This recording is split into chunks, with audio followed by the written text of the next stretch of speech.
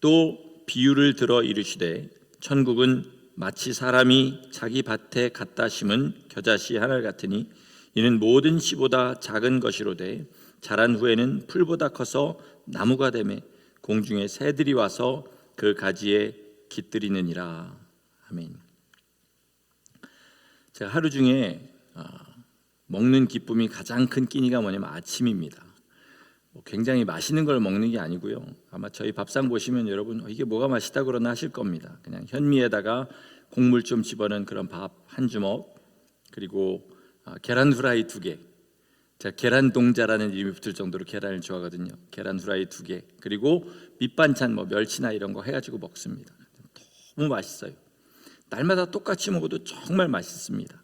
오늘 아침에도 그 맛있는 밥을 먹으면서 이런 생각을 했어요. 하나님 앞에 이렇게 매주 드리는 예배, 주님께서 부르시는 나오는 예배마다 뭔가 특별한 것이 없어도, 정말 거기에 맛있는 것이 있어서가 아니라 하나님 앞에 나와서 예배할 수 있는 이 특권을 얻었다는 것 하나만으로 감사하고 기뻐할 수 있다면 그 사람이 가장 행복한 성도겠구나, 이런 생각을 하게 되었습니다. 여러분, 이 시간에 말씀을 받을 때 뭐 특별한 감동 받으시려고 하지 마시고 하나님이 내 삶에 원하시는 거 알려주시면 반드시 그렇게 살겠습니다. 그 각오로 주님 앞에 나가실 때에 주의 말씀이 여러분 심령에, 여러분 삶에 생명 되시기를 예수 이름으로 축원합니다. 아멘. 제가 지지난주에 케냐 갔다 온 후에 코어라는 곳의 이야기를 해드린 기억이 있으실 겁니다. 사실 케냐는요, 그 나라 자체로 보면 아프리카에서 2번째로 부유한 나라입니다. 남아프리카 공화국 다음으로 부유한 나라예요. 그래서 그 나라 자체는 그렇게 어렵지 않습니다. 대도시에 가보면 우리 여기 미국의 중소도시 정도 되는 수준으로 있을 것 다 그렇게 있습니다. 문제는 이렇게 코어 같은 오지는 나라의 경제 상황과 상관없이 그냥 세계에서 가장 어려운 생활 수준을 계속해서 유지하는 그런 곳이라는 겁니다. 집을 보면 예전에 한번 보신 분도 있을 것 같은데 나뭇가지를 얼기설기 얽혀가지고요, 그 위에다가 거적대기 같은 것을 이렇게 붙여놓은 그런 집에서 삽니다. 최인호 선교사님이라고 그랬죠. 그분이 어떤 과부의 집을 가서 좀 위에서 기도해달라고 그래서 제가 그 안에도 들어가 봤습니다. 안에 뭐 그래도 밑에는 뭐 깔고 그래도 살겠지, 하여튼 그냥 흙바닥이에요. 그냥 흙바닥이고 그 안에 그 옆에다가 또 불도 피워놓고 거기서 밥도 하고, 하여튼 우리로서는 상상을 초월하는 그런 수준의 삶을 삽니다. 마을마다 왜 마을이 거기 섰는지 도저히 이해는 못하겠지만 하여튼 1시간 간격으로 마을마다 한 200~300명씩 모여서 그런 집에서 살아가는데요. 그런데 이렇게 차를 타고 가다 보면 멀쩡하게 벽돌로 짓고 지붕도 있고 물탱크도 옆에 있고 그리고 담도 쳐진 그런 집들이 있습니다. 선교사님 사는 집이 아니에요. 그래서 제가 선교사님에게 한번 물어봤어요. 저런 집들은 뭡니까? 이렇게 얘기했더니 그때 저한테 해준 대답이 복음, 이 땅의 소망과 하늘의 소망에 관한 것들을 깊이 묵상하게 하는 그런 대답을 들었습니다. 이 코어 지방의 사람들은 주업이 뭐냐면 목축이에요. 그래서 부자와 가난한 자를 어떻게 구별하냐면 양과 염소 떼가 얼마나 많으냐, 이걸 가지고 이제 부자와 가난한 자를 구별합니다. 선교사님들이 이제 수십 년 전에 코어 땅에 들어와 가지고 이 사람들이 사는 모습을 보고 이 사람들은 배워야 되겠다, 이 생각을 하게 돼서 이분들에게 교육의 기회를 제공했어요. 당신들의 자녀들을 우리가 가르치겠습니다. 그리고 만약에 뛰어난 그런 소질을 보이는 사람이 있으면 도시로 내보내서 거기서 더 가르치도록 하겠습니다. 이렇게 했어요. 그런데 양이 많고 염소가 많은 집, 그런 사람들은 내 자식에게 그거 물려주면 그거로 이제 부자로 사는 줄 알고 거절했어요. 아무것도 없는 사람들 있지 않습니까? 그 사람들은 교육이 뭔지 생각도 잘, 아이디어도 없지만 그러나 그래, 없는 것보다는 낫겠지 생각하고 자기 아이들을 교육을 시킨 거예요. 지금 케냐의 하루 임금이 얼마나 그런지 예전에 한번 얘기했는데 기억하시는지 모르겠습니다. 노동을 하면, 어떤 노동을 하든지 5불에서 심한 노동을 하면 6불 받습니다. 그리고 거기서 점심을 주냐 아침을 주냐 이거에 따라서 또 대우가 좀 달라지긴 하는데 그게 그 사람들의 임금이에요. 그런데 조금 배운 사람들은 학교 선생님 자격증을 딸 수 있고요. 그리고 선생님 자격을 이런 지방에 가면 꽤 많이 그렇게 잡을 얻을 수 있는데, 거기 가면 초봉 200에서 250불에서 시작합니다. 그리고 조금 숙련된 그런 교사가 되면 400불, 500불 이렇게 받아요. 저 좋은 집들은 어떤 집들이냐, 그때에 가난해서 아이들을 교육시킨 그 아이들 중에 도시에 나가서 의사가 되고 변호사가 되고 좋은 직장을 가진 아이들이 자기 부모들이 땅을 떠나기 싫어하니까 그 집에다가, 그 땅에다가 집을 지어준 겁니다. 그럼 그때 양이 많고 염소떼가 많다 그래가지고 교육을 거부한 사람들은 지금 뭐하고 있을까요? 그 아들들은 여전히 하루 종일 양과 염소떼를 치면서 그 젖을 짜서 먹으면서 그렇게 하루하루를 살아가고 있습니다. 얼마나 이게 복음과 똑같습니까? 하나님께서 하늘의 영광, 하늘의 소망을 그 아들의 십자가를 통해서 우리가 허락하셨어요. 너희가 지금 세상이 단 줄 알고 살아가고 있는 그것이 사실은 거적대기와 같은 것이야. 이제 내 아들의 말을 듣고 그리고 그 십자가를 지고 나를 따라오면 너희의 마지막은 마치 이 코오의 그 양옥주택 같은, 그건 비교도 할 수 없는 것이죠. 그런 영원한 영광이 너희를 기다리고 있다. 이렇게 하시는 거죠. 그런데 그런 기회를 분명히 받았음에도 불구하고 이 땅에서 양 한 마리, 염소 한 마리 더 있는 것 때문에, 그죠? 그것밖에 안 되는 그런 가치 때문에 하늘의 영원한 것을 포기하게 되는 거죠. 그 땅에도 교육의 결과는 그 다음 해에 나타나지 않았어요. 20년, 30년 후에 나타났습니다. 마찬가지로 이 땅에서 복음을 붙잡고 살아갔느냐, 하늘의 소망을 붙잡고 살아갔느냐, 아니면 땅의 소망을 붙잡고 살아갔느냐의 결과는 수십 년 후에 우리가 이 땅을 떠날 때에, 주님 앞에 설 때야 나타나는 것입니다. 그때서야 내가 그렇게 손에 쥐고 놓지 못하는 것들이 알고 보니 거적대기의 가치도 없었다는 것을 알게 되는 것이죠. 여러분, 우리가 지금 영원한 보배와 바꾸고 있는 것들은 뻔합니다. 돈이에요. 벌어봐야 버는 만큼 쓰지도 못해요. 나중이 불안해서. 그것 위해서 하늘의 영광을 포기합니다. 하나님은 분명히 내가 네 이름을 기억할 때 그 이름에 의미가 있다고 하셨는데, 이 땅에서 자기 이름의 명예를 드러내려고 하늘의 영원한 그 이름을 포기하는 거죠. 영원한 기쁨 대신에 세상에 잠시 있는 재미를 택하는 겁니다. 그리고 언젠가는 썩어져 없어져 버릴 외모에, 요즘은 특별히 거기에다가 자기의 삶을 쏟아 넣는 것이죠. 무엇을 중요하게 생각하시든지 내가 하나님 앞에 가서 그것을 자랑할 수 있을런지 한번 생각해 보시기 바랍니다. 그리고 알려달라고 기도하세요. 정말 눈에 보이는 것처럼 알려달라고. 그럴 때 주님께서 보여주시면, 우리가 보지 않고는 못합니다. 밭에 묻힌 보화를 보지 않고는 지금 내 손에 가진 그런 작은 것들을 포기하지 못해요. 그러나 하나님께서 밭에 묻힌 그 보화를 보여주실 때 우리가 그것을 위하여 얼마든지 어떤 것이라도 내놓는 믿음의 사람들 될 줄 믿습니다. 주님이 우리에게 살아가기를 원하는 그런 삶은 뭐냐면 예수님이 살아가신 그 삶입니다.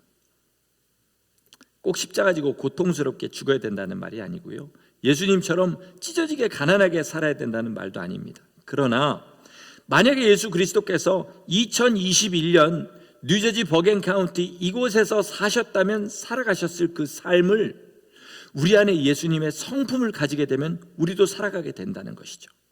그러므로 여러분, 뭘 구해야 되냐면 예수님의 마음을 우리에게 주시옵소서. 전 지금 계속해서 이 말씀을 드리고 있는데 이 성품이 우리 가운데 이루어질 수 있도록 항상 구하고 기도하시고 그렇게 하나님을 예배하시기를 축원합니다.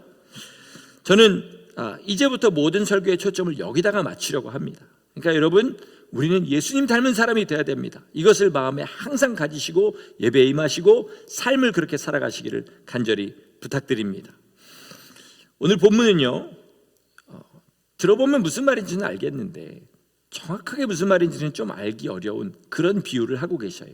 그래서 예수님께서는 다른 곳에서 주님이 풀어주신 그 비유에서 그 익숙한 단어 두 가지를 사용하셔서 이 말을 설명하시는데, 하나는 씨, 또 하나는 새입니다.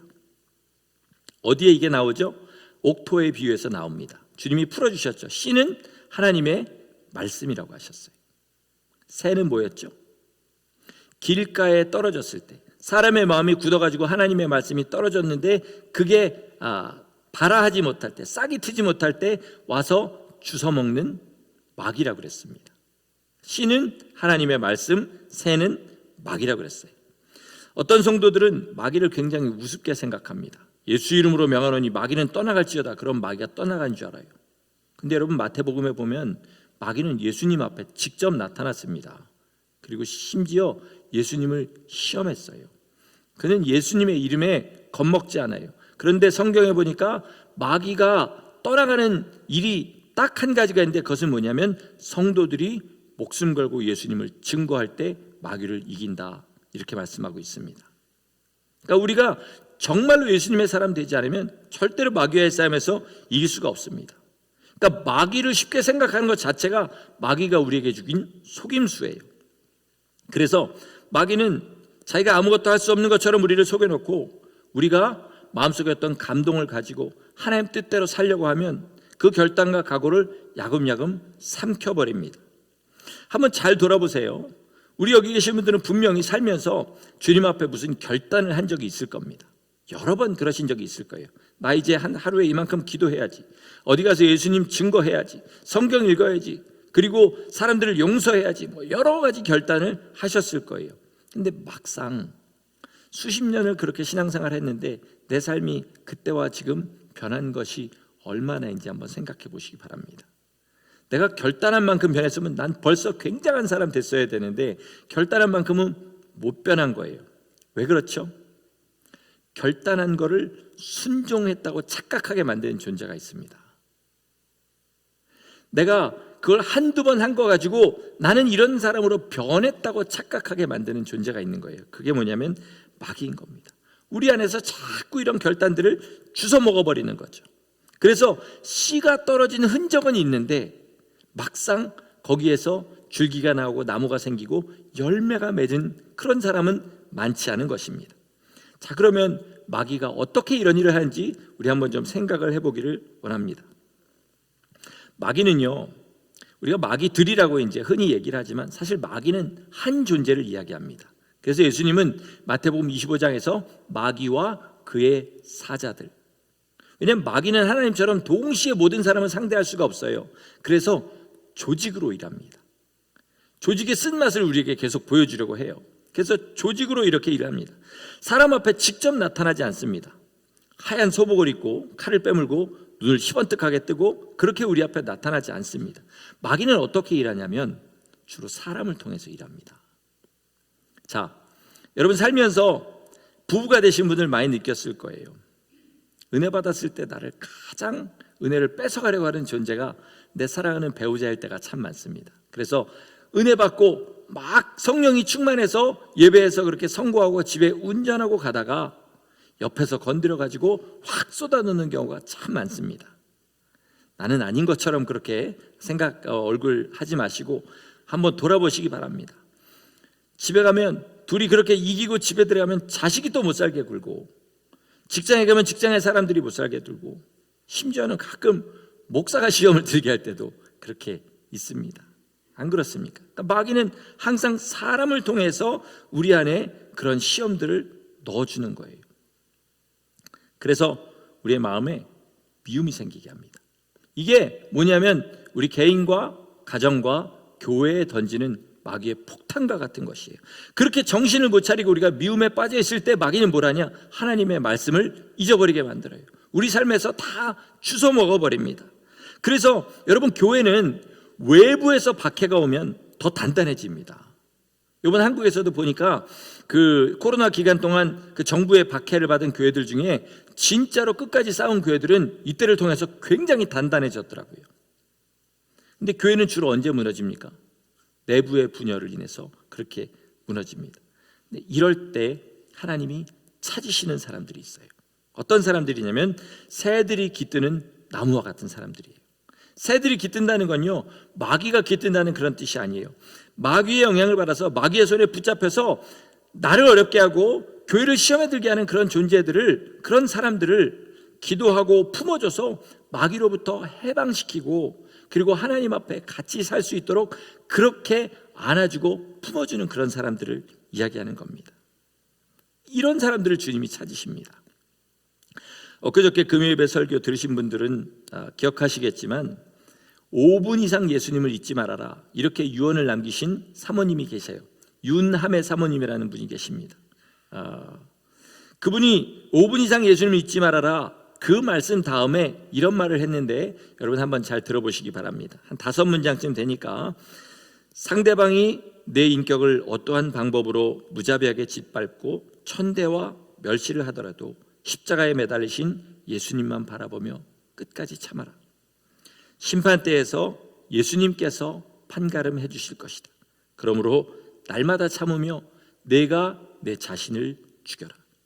내가 죽지 않을 때에 남을 미워하게 될 것이다. 남을 용서하지 못할 때에 예수님도 너를 용서하지 않으실 것이다. 나를 제일 미워하는 사람을 용서할 수 있는 사람이 참 그리스도인이다. 아멘이십니까? 참 그렇게 되고 싶지만 정말 안 되는 것 중에 하나입니다. 살다 보면 너무 억울하고 분한 일을 겪게 돼요.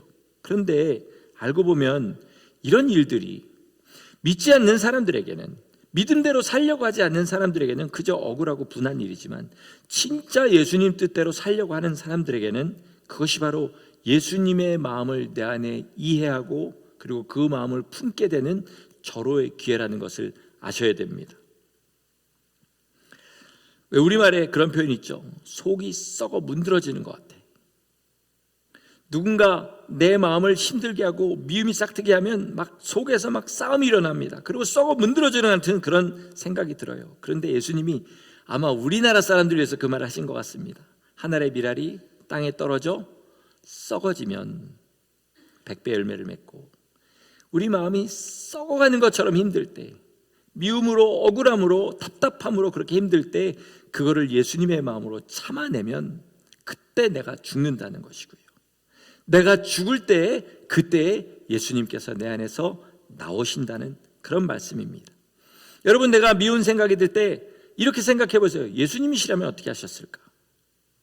당연히 용서하셨겠지요. 당연히 그 사람을 위해서 기도하셨겠지요. 당연히 그 사람이 설 수 있도록 축복하셨겠지요.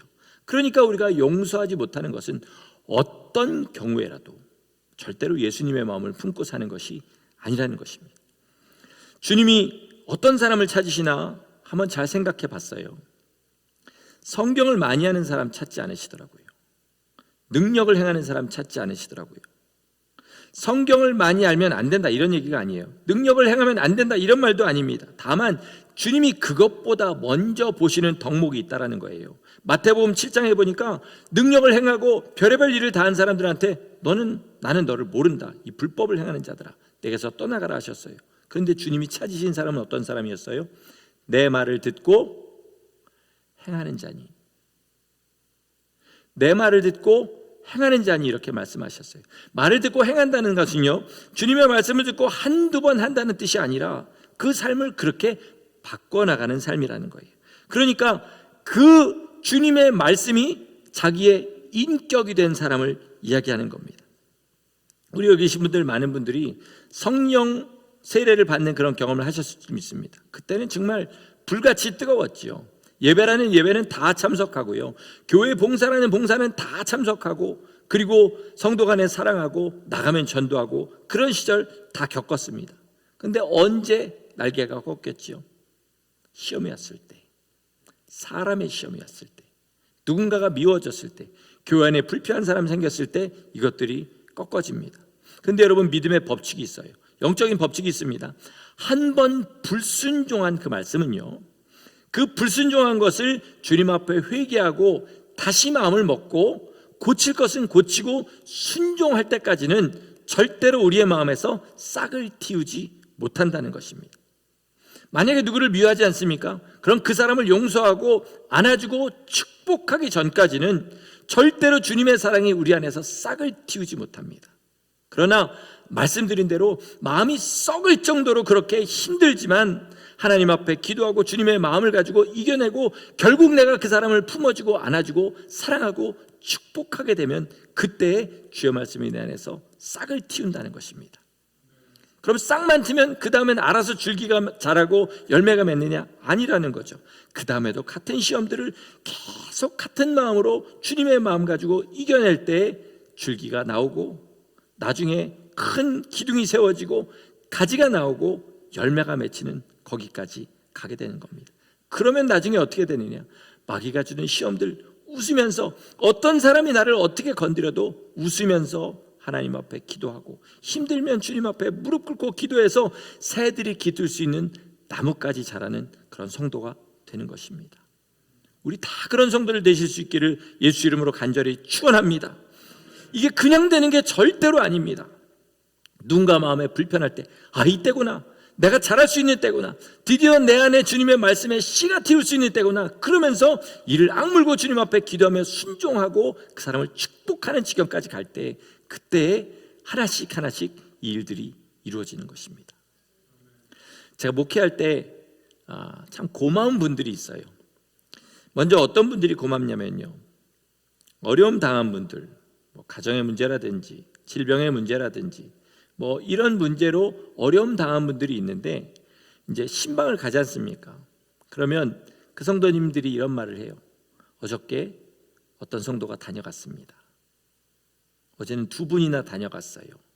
어떤 분이 전화하셔서 이렇게 위로해 줬고 또 이렇게 도와줬습니다. 이런 말을 들으면 참 고맙습니다.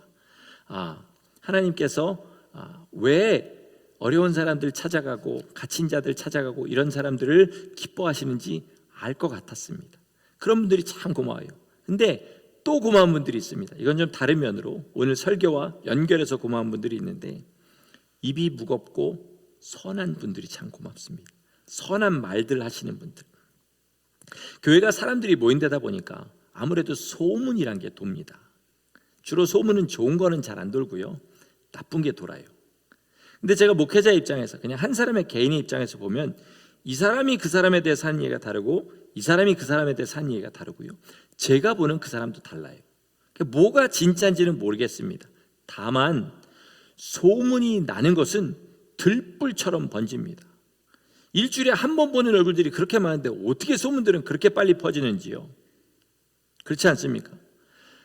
소문은요, 그것이 사실이든 사실이 아니든 마귀 역사입니다. 마귀 역사예요. 마귀가 어떤 방법으로든 교회에 상처를 주려고 이 일 저 일을 해가는 것이죠. 그러니까 이 소문을 내가 들어서 다른 사람한테 옮기는 것 자체가 뭐예요? 마귀에게 쓰임받고 있는 것입니다. 다른 사람의 말을 듣고 그 사람에 대한 내 인상이 바뀌고 그 사람을 판단하는 게 뭐예요? 마귀에게 붙잡히고 쓰임받는 것입니다.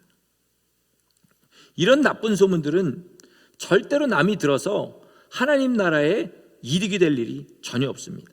정말 큰 사건 사고가 터져서 무너지는 교회들도 있어요, 가끔 보면. 그러나 대부분의 교회들은 언제 무너지냐면요, 이런 작은 말들이 그것들이 들불처럼 번지고 사람들 사이에 오해를 사게 하고 미움을 사게 해서, 그래서 무너지게 됩니다. 그런데 진짜 주님의 몸된 교회는, 진짜 주님이 역사하시는 교회, 하나님의 마음을 가진 사람들이 모인 그런 교회는 이럴 때 더 단단해지는 것을 보게 됩니다.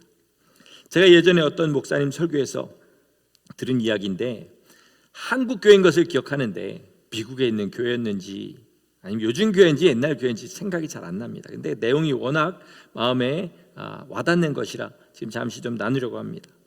이 교회는 한국 교회입니다. 몇백 명 모이는, 미국에 있었으면 중역교회고 한국에 있었으면 그냥 동네에 그런 단단한 그런 교회겠죠. 어느 날 목사님이 교회 중직들을 모아놓고 폭탄 선언을 했어요. 뭐라고 했냐면, 사실 내가 지금 교회 개척하고 여기까지 이렇게 오면서 설교도 하고 복음도 전하고 했지만 난 하나님이 살아계신 것을 100% 믿지 못하겠습니다. 그래서 더 이상의 양심에 찔려서 나 목회를 못하겠으니까 이제 사직서를 제출하겠으니까 이걸 받아주십시오, 이렇게 했어요. 이게 얼마나 충격적이었겠어요, 그죠? 이 목사님을 통해서 예수님을 믿게 된 사람들도 있는데 알고 보니 이 목사님은 하나님이 살아계신 것을 100% 못 믿겠다는 거예요. 그런데 이 중직들이 회의를 하게 됩니다. 그리고 그 회의한 내용을 가지고 다시 교인 총회를 모이게 해서 회의를 해요. 그리고 어느 날 목사님에게 찾아옵니다. 뭐라 그러냐면, 목사님, 1년의 시간을 드리겠습니다. 그동안 부교육자들과 저희 중직들이 교회를 이끌어가면서 목사님 위해 기도하겠습니다. 어디 기도원이라도 들어가셔서 정말로 하나님이 살아계신 것을 만나고 돌아오시기를 바랍니다. 그러면 그때 우리 하나님께서 우리 교회를 더 든든하게 세워주실 것을 믿습니다. 이렇게 목사님에게 1년 동안 안식년 같은 휴가를 드린 거죠. 이 목사님은 자기가 믿음 없는 것을 교인들한테 그렇게 고백할 정도로 정직한 분이니까 그런 기회를 줬을 때 실제로 기도원에 들어가서 간절하게 기도를 하게 되고요. 몇 개월 후에 살아계신 주님을 진짜로 만나게 됩니다. 그리고 그 교회에 돌아와서 교인들과 반가운 얼굴로 서로 울며 얼싸안고 그 교회를 주님 뜻대로 세웠다, 이런 간증을 들었습니다. 여러분, 목사가, 다른 사람도 아니고 목사가 나 하나님 못 믿겠다고 하는 그 고백을 할 때 교인들이 얼마든지 사직서까지 냈는데 그거 그냥 수락할 수 있었을 겁니다. 그런데 이들은 그렇게 하지 않은 거예요. 목사라 할지라도 불쌍히 본 겁니다.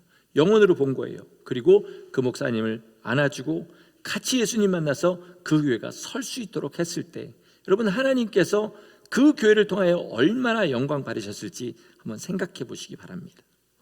사람들이 열심히 남의 이야기 신나게 그렇게 퍼나를 때 어떤 분들은요, 들어도 입을 다뭅니다. 그리고 자기가 들은 이야기를 가지고 선하게 바꾸어서 다른 사람들의 오해를 풀어주는 그런 일들을 하고요. 또 그 말이 사실일 때는 그 사람에 찾아가서 권면도 하는 그런 사람들이 있습니다. 예수님이 만약에 교회 가운데 계셨다면 어떤 일을 하셨을까요? 누군가의 안 좋은 소문을 들었을 때 그것을 퍼뜨린 일을 하셨을까요? 아니면 그것들을 가지고 선하게 바꾸는 일을 하셨을까요? 두 말하면 입 아픈 대답일 겁니다. 여러분, 우리 하나님께서는 하나님 나라의 해가 될 말들을 자기 안에서 해결하고 남에게 내보낼 때는 선하고 생명 있는 것으로 바꾸는 그런 사람들을 정말로 기뻐하십니다. 이 시대에 그런 사람들을 찾으세요. 악한 마귀의 괴계가 그 사람 안에 들어가면 생명과 소망으로 바뀌어서 나오는 그런 사람들을 찾으십니다.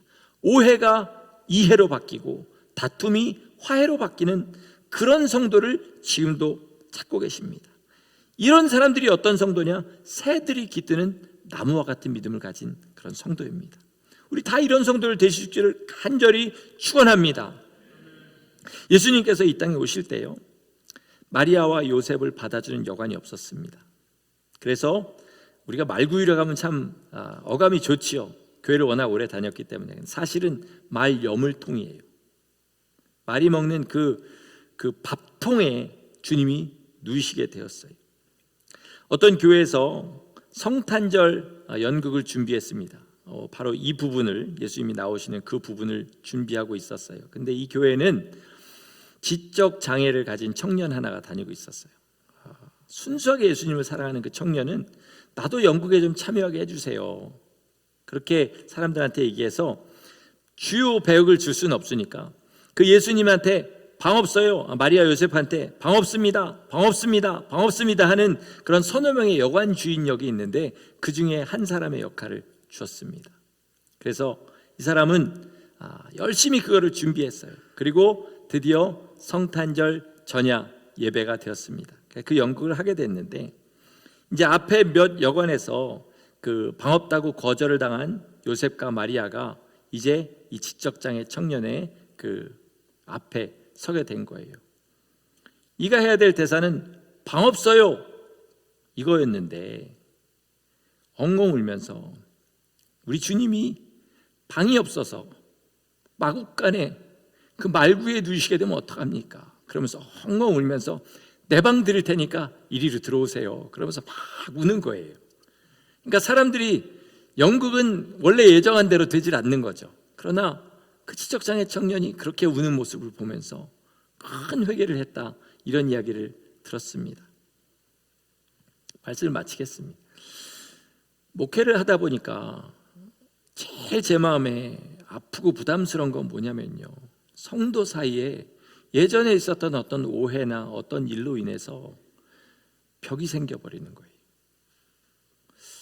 이상하게요, 제가 목회자라 그런지 모르겠지만 사람 말에 이 사람을 얘기할 때와 자기가 불편한 사람 얘기할 때는 똑같은 말이라도 가시가 있는 것을 느끼게 되는 거죠.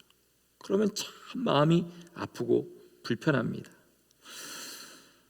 제가 지금 아름다운 화해를 이야기하는 게 아니에요. 지금 우리 마음에 그렇게 불편한 사람이요, 문 밖에서 우리의 문을 두드리고 계신 예수님이란 사실을 아시라는 겁니다. 그 사람을 내가 쳐낼 때 마치 여관 주인이 방 없습니다 그러고 마리아 요셉을 쳐내는 것 같은 그런 상태라는 걸 아셔야 돼요. 분명히 방이 없으니까 없다고 했을 거 아니에요. 그러나 그들이 만약에 마리아와 요셉, 그 마리아의 태중에 있는 그 아이가 하나님의 아들이라는 사실을 알았더라면 어떻게 했을까요? 자기 방이라도 내줬을 거 아닙니까? 그죠? 그리고 손님한테 몇십 배의 위약금을 물더라도 그 손님을 내보내고 거기에 분명히 마리아와 요셉을 받아들였을 것이라는 거죠. 내가 불편한 사람이 있습니다. 그 사람이 내가 잘못한 거 맞아요. 사실입니다. 절대로 거짓말은 아니에요. 나를 불편하게 할 만한 그런 일을 했습니다. 그러나 그 사람이 예수님이라는 것을 알고 내가 그 사람을 내 심령 가운데 받아들이고 안아주고 축복할 때 어떻게 됩니까? 내 안에서 예수님의 형상이 빚어지게 되는 것입니다. 마귀가 건드릴 수 없는 그런 사람이 돼가는 거예요. 마귀는 항상 이 세상을 공격하는 게 아니라 교회를 공격합니다. 이 세상에 믿지 않는 사람들을 공격하는 게 아니라 성도들을 무너뜨리기 위해서 세상에 믿지 않는 사람들을 사용합니다. 그렇게 우리를 공격할 때 우리는 그것들에 절대로 흔들리지 않고 동일한 사랑과 예수님의 인격으로 그것들을 이겨나갈 때 무엇이 되냐면 새들이 깃들 수 있는 나무가 되는 것입니다. 여러분, 누군가 불편할 때 나는 저 사람이 왠지 불편해, 예전에 내게 했던 어떤 심한 말들이 생각날 때, 나한테 해서는 안 되는 일을 한 것이 생각날 때, 그때가 바로 예수님이 내 심령에 문을 두드리고 계신 그때라는 걸 아시고 용서하고 사랑하고 축복하셔서 주님께서 이 마지막 때 교회에서 찾으시는 바로 그 한 사람, 그 예배자가 되시기를 예수 그리스도 이름으로 간절히 축원합니다. 아멘. 우리 이 내용과 너무나 맞는 찬양이 있어서 우리 찬양 먼저 부르고 우리 같이 기도하려고 합니다.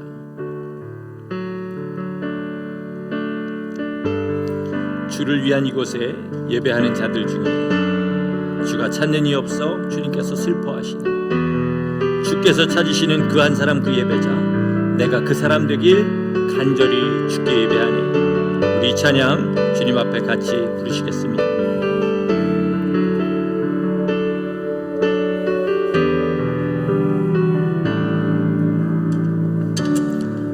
주를 위한 이곳에, 주를 위한 이곳에 예배하는 자들 중에 그가 찾는 이 없어 주님께서 슬퍼하시네. 주님이 찾으시는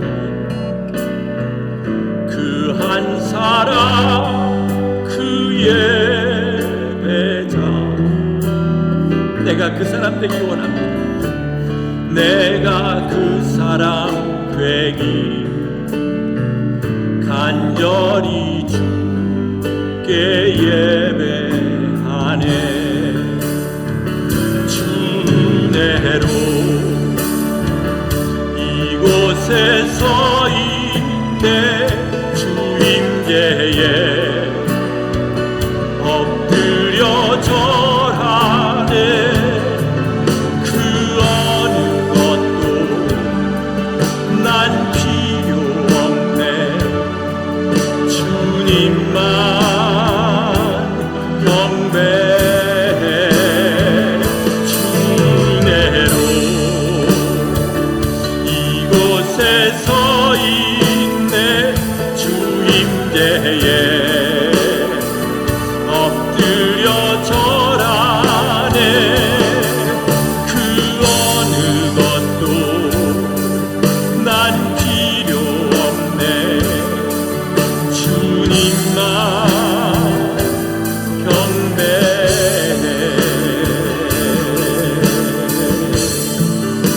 위한 이곳에, 주를 위한 이곳에 예배하는 자들 중에 그가 찾는 이 없어 주님께서 슬퍼하시네. 간절히 기도하는 마음으로 다음 가사 주님 앞에 드리겠습니다. 주님이 찾으시는 그 한 사람 그의 배자 내가 그 사람 되길 간절히 주께 예배하네.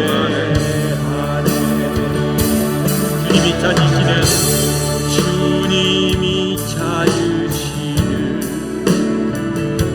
그 한 사람 그의 배자 내가 그 사람 되기 간절히 주께 예배하네. 마지막으로 한 번 더 고백합니다. 주님이 찾으시는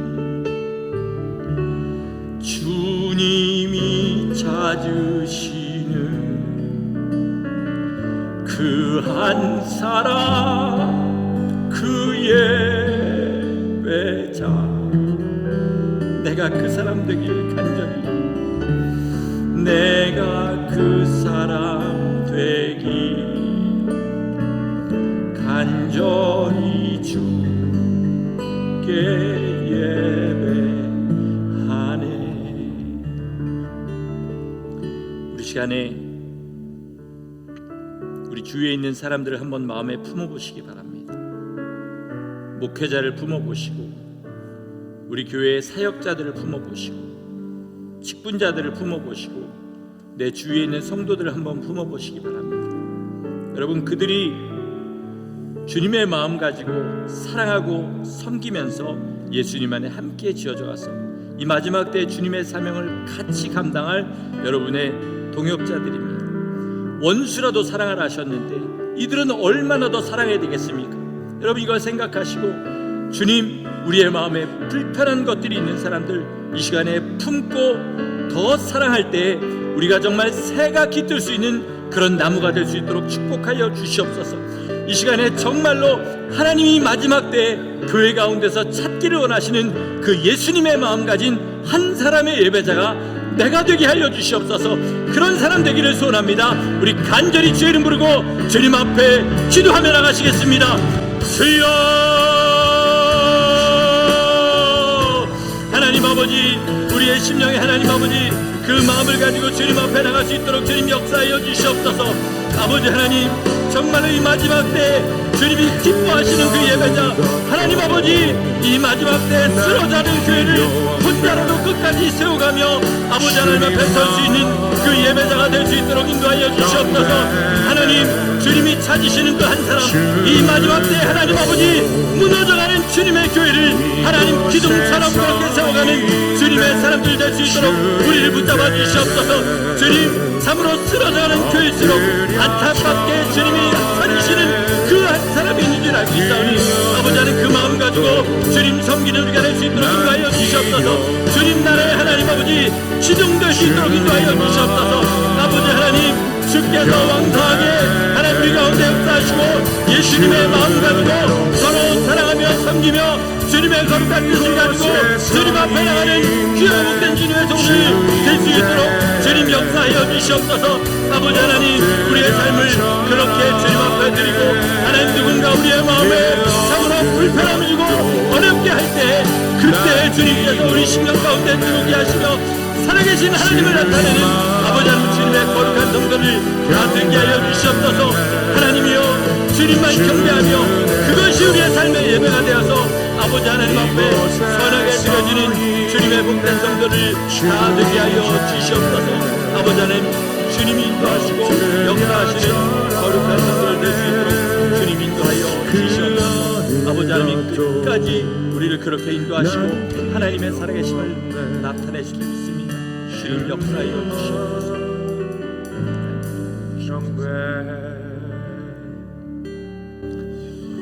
하나님, 세상의 모든 사람들이, 그리고 심지어 교회 안에 있는 사람들도 교회가 무너져가고 있다고 그렇게 조롱하고 자인하는 이 시대에 하나님, 우리는 정말로 혼자서라도 그 무너져가는 교회를 바칠 수 있는 하나님 나라의 기둥들 될 수 있도록 우리를 붙잡아 주옵소서.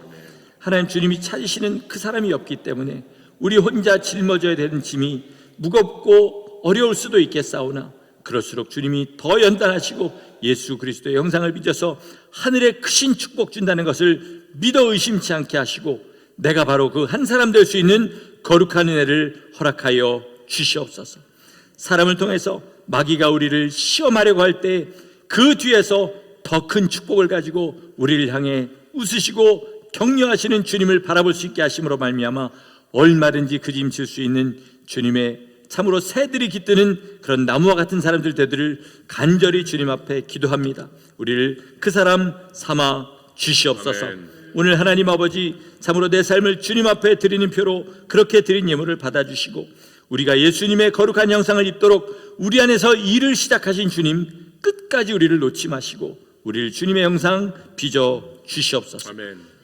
이제는 우리가 약하고 연약할 때 우리를 위해 십자가의 모진 고난 당하셔서 우리를 구원하신 예수 그리스도의 은혜와, 우리가 하나님의 형상을 입기까지 하나님, 우리가 연약하고 부족하고 심지어 하나님을 대적할 때에도 끝까지 내미신 손을 놓지 않으시고 우리를 향하여 그렇게 뻗고 계신 하나님 아버지의 극진하신 사랑과, 오늘도 우리가 참으로 주의 말씀대로 살고 영원한 복을 향하여 달려가도록 우리 안에서 위로하시고 격려하시고 책망하시는 성령님의 내주 교통하심이, 오늘 주의 말씀을 듣고 주님이 찾으시는 그 한 사람, 참으로 이 마지막 때에 하나님 나라를 떠받드는 기둥과 같은 나무가 되겠다고 주님 앞에 결단하고 기도하는 모든 성도들 머리 위에 이제로부터 영원까지 함께 하시기를 간절히 축원하옵나이다. 아멘.